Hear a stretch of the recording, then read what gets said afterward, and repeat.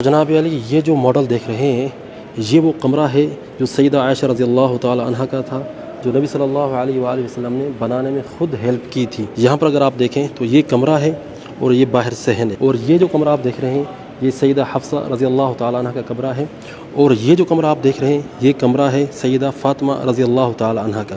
اگر آپ یہاں پر آئیں، اگر آپ دیکھیں یہاں سے، تو یہاں سے آپ کو کھڑکی نظر آئے گی۔ کھڑکی کے اندر دیکھیں کچھ ایسے کھلا ہوا ہال ہے، یہاں سے نبی کریم صلی اللہ علیہ وآلہ وسلم آواز لگایا کرتے تھے سیدہ فاطمہ کو نماز کے لیے جگانے کے لیے۔ اگر آپ یہاں سے دیکھیں تو آپ کو چارپائی نظر آئے گی، یہ اس چارپائی کا ماڈل ہے جس کے اوپر نبی کریم صلی اللہ علیہ وآلہ وسلم آرام کیا کرتے تھے۔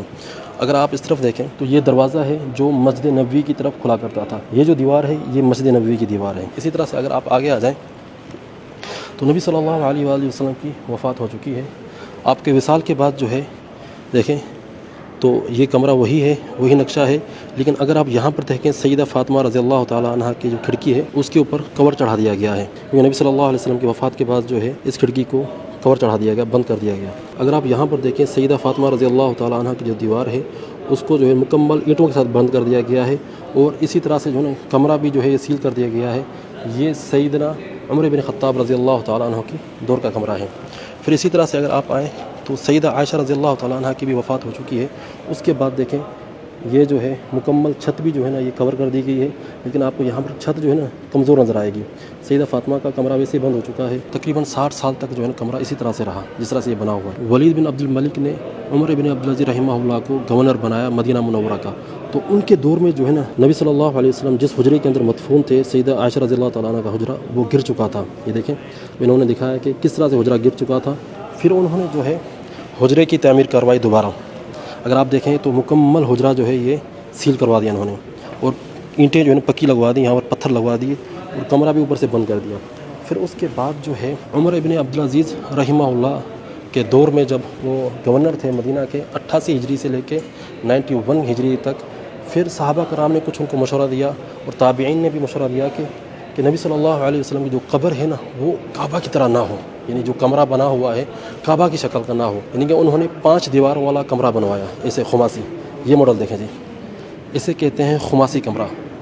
نبی صلی اللہ علیہ وسلم کے حجرے کا کمرہ جو بنایا گیا سیدنا عمر ابن عبدالعزیز رحمہ اللہ کے دور میں، دیکھیں 5 دیوار، ادھر سے اگر آپ دیکھیں یہ 1 دیوار، یہ 2، یہ 3، یہ 4، یہ 5، یعنی ٹرائنگل کی طرح، اس طرح سے ٹرائنگل کی طرح انہوں نے یہ کمرہ بنوایا۔ حجرے کا یہ ڈیزائن جو ہے تقریباً 500 سال تک چلا، 500 سال تک اسی طرح سے حجرہ رہا۔ پھر اس کے بعد دور آیا 668 ہجری کا، 668 ہجری کا یہ دور آیا۔ بیبرس جو ہے نا یہ خلیفہ تھا، پتہ نہیں کیا تھا، اللہ عالم، تو اس نے جو ہے نا یہ اگر ماڈل آپ دیکھیں تو اس نے یہ بنوایا اس طرح سے۔ یہ دیکھیں خماسی عمر ابن عبدالعزیز رحمہ اللہ کے دور کا بنا ہوا ہے۔ اگر ایک بات آپ نوٹ کریں تو یہاں پر کوئی دروازہ نہیں، یہ جو 4 دیواری بنی ہوئی ہے، 5 دیواری، یہاں پر کوئی دروازہ نہیں ہے۔ پھر اس کے بعد بیبرس نے 668 ہجری کے اندر یہ 4 دیواری بنائی باہر سے، اس طرح سے جالیوں والی یہ دیوار بنائی تاکہ لوگ جو ہے نا اگر وزٹ کرنے کے لیے آئیں تو اس کمرے کو نہ دیکھیں، یہاں سے دیکھیں جالیوں کے ذریعے۔ پھر دور آیا سلطان محمد قلاؤن صالحی کا۔ پھر اسی 4 دیواری کو جو بیبرس نے بنوائی تھی اس کو تھوڑا سا اور مزید اوپر کروایا۔ پھر اس کے بعد اس نے نئی چیز جو ایڈ کی، نبی صلی اللہ علیہ وسلم کا قبر کا جو کمرہ تھا سیدہ عائشہ کا، اس کو جو ہے نا اس نے لکڑی کا ایک گنبد بنوا دیا، ٹھیک ہے جی۔ پھر اس کے بعد ایک اگلا دور آتا ہے، یہ دور آتا ہے 881 ہجری کا۔ اگر آپ یہاں پر دیکھیں تو مسجد نبوی کے اندر جو ہے آگ لگی ہوئی ہے، آگ لگنے کی وجہ سے یہ آثار ہوئے، یہ دیکھ رہے ہیں چاروں طرف آگ لگی ہے۔ اور سب سے بڑا جو نقصان ہوا تھا یہ گنبد کو ہوا تھا جو لکڑی کا بنایا تھا۔ سلطان محمد قلاؤن نے جو یہ لکڑی کا جو گنبد بنوایا تھا اس کو آگ لگ چکی تھی، یہ دیکھ رہے ہیں، یہ اس طرح سے مسجد نبوی کو آگ لگی تھی، چاروں طرف لکڑیاں پوری جلی ہوئی ہیں۔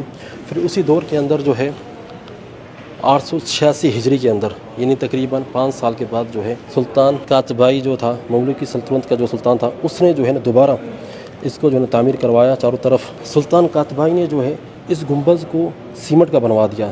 قاتبائی رحمہ اللہ نے پھر اسی گنبد کو جو ہے دوبارہ سیمنٹ کی طرح ایک مادہ تھا اس سے بنوایا، اس کو مضبوط کروایا اور اس کو سلور کلر چڑھا دیا تاکہ اس کو آگ نہ لگے۔ پھر سلطان قاتبائی نے دوبارہ جو ہے یہ والا گنبد بنوایا، یہ دیکھ رہے ہیں یہ وائٹ کلر کا جو گنبد ہے یہ سلطان قاتبائی نے بنوایا تھا 892 ہجری کے اندر۔ دیکھیں اس طرح سے یہ جو آج کا جو گنبد خضرا ہے یہ اس کی ماڈل کی طرح ہے، ٹھیک ہے، اسی طرح سے بنا ہوا تھا۔ پھر اس کے بعد جو ہے سلطنت عثمانیہ جب آئی 1253 ہجری کے اندر، یہ جو گنبد بنا ہوا ہے یہ سلطان قاتبائی نے بنایا تھا، وائٹ کلر اس کے اوپر جو ہے چڑھوایا تھا انہوں نے. پھر اس کے بعد اسی گنبد کی جو ہے نا دوبارہ مرمت کروائی تھی سلطان عبد الحمید نے. یہاں پر دیکھیں تو یہاں پر آپ کو گرین کلر نظر آئے گا. پہلے جو ہے وائٹ کلر تھا، پھر اس کے بعد جو ہے گرین کلر جو ہے نا یہ سلطنت عثمانیہ کے دور کے اندر جو ہے اس کو کیا گیا. پھر دوبارہ اس کی جو ہے نا مرمت کی گئی، پھر اس کو گرین کلر کیا گیا جو آج تک موجود ہے. گرین کلر کے اندر جو آج گنبد خضرا موجود ہے یہ سلطنت عثمانیہ کے دور میں بنا تھا 1253 ہجری کے اندر. اچھا جی، یہ جو کمرہ آپ دیکھ رہے ہیں یہ سیدہ عائشہ رضی اللہ تعالی عنہا کے کمرے کا یہ ماڈل ہے. اس طرح سے کمرہ ہوا کرتا تھا. اور یہ جو سریر ہے، یہ جو بیڈ ہے، یہ وہ مقام ہے جہاں پر نبی کریم صلی اللہ علیہ وآلہ وسلم آرام فرمایا کرتے تھے. آپ صلی اللہ علیہ وسلم کی وفات جو ہے اسی بیڈ والی جگہ پر ہوئی. تو یہاں پر قبر کھودی گئی اور اسی مقام پر جو ہے نبی کریم صلی اللہ علیہ وآلہ وسلم کا جو جنازہ وغیرہ جو تیار کیا گیا. اور آپ صلی اللہ علیہ وآلہ وسلم کا جو جنازہ ہے وہ جس طرح سے عام جنازے ہوتے ہیں اس طرح سے نہیں ہوا. صحابہ کرام گروپ کی شکل میں آتے نبی صلی اللہ علیہ وسلم کے پاس اور درود السلام پڑھتے اور چلے جاتے. کچھ لوگ جو ہے نا اکیلے اکیلے بھی آتے، ایک ایک کر بھی آتے، کچھ مجموعے کے طور پہ بھی آتے اور نبی صلی اللہ علیہ وسلم کے اوپر سلام پڑھ کر چلے جاتے. عام طور پہ جو جنازے ہوتے ہیں اس طرح سے کوئی بھی جنازہ نہیں ہوا نبی کریم صلی اللہ علیہ وآلہ وسلم کا. اچھا جی، پھر اس کے بعد جو ہے نبی صلی اللہ علیہ وسلم کی قبر دیکھیں تو سیدہ عائشہ رضی اللہ تعالی عنہ نبی صلی اللہ علیہ وسلم کی قبر کے ساتھ ہی رہا کرتی تھی. یہ بیڈ جو پڑا ہوا ہے سیدہ عائشہ کا، تو نبی صلی اللہ علیہ وسلم کی یہاں پر قبر تھی، سیدہ عائشہ قبر کے پاس ہی رہا کرتی تھی. پھر اس کے بعد جو ہے حضرت ابوبکر کی وفات ہوئی تو ان کی قبر بھی جو ہے نا یہیں پر بنائی گئی تھی، لیکن اس کا انہوں نے ماڈل نہیں دیا. تو تب بھی سیدہ عائشہ رضی اللہ تعالیٰ عنہ قبر کے اندر ہی رہا کرتی تھی. پھر اگر آپ یہاں پر دیکھیں تو 3 قبریں بنی ہوئی ہیں.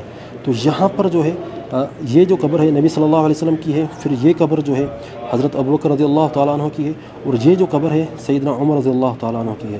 تو اسی طرح سے اسی ترتیب سے جو ہے تینوں قبریں ہیں. اور بیچ میں دیکھیں یہاں پر دیوار بن چکی ہے. سیدہ عائشہ رضی اللہ تعالیٰ عنہ پھر یہاں پر رہا کرتی تھیں. سیدہ عائشہ رضی اللہ تعالیٰ عنہ کی وفات کے بعد جو ہے یہ کمرہ مکمل سیل کر دیا گیا، مکمل بند کر دیا گیا تاکہ کوئی بھی اس کمرے کے اندر انٹر نہ ہو سکے.